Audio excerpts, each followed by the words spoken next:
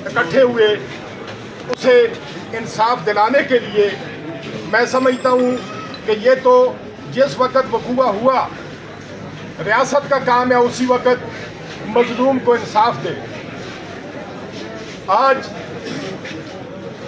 एक अहम बात के तमाम कारोबार जो कातलों का है उसे दोबारा सहूलत दी जा रही है। मैं समझता हूँ जिस तरह रियासत ने फाटा और वजीरिस्तान में दहशतगर्दों के कातलों के घरों को बारूद से उड़ाया है, इस तरह इनके कारोबार और इनके घर उड़ाए जाए, न कि उन्हें सहूलियात मुहैया की जाए। रियासत का काम है मजलूम के साथ खड़े होना, न कि जालिम के साथ।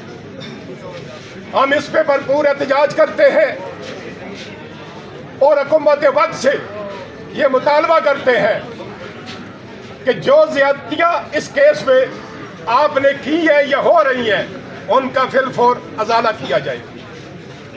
डॉक्टर वर्दा सिर्फ एक डॉक्टर नहीं थी, मैं समझता हूँ कि वो एक मसीहा थी, कौम की खिदमत करने वाली थी।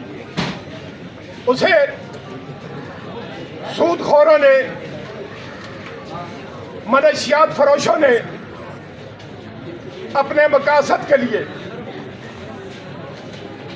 इस बेदर्दी से शहीद किया और उसकी लाश की बेहुरमती की, जो कि एक मुसलमान मुआशरे में इंसान सोच भी नहीं सकता।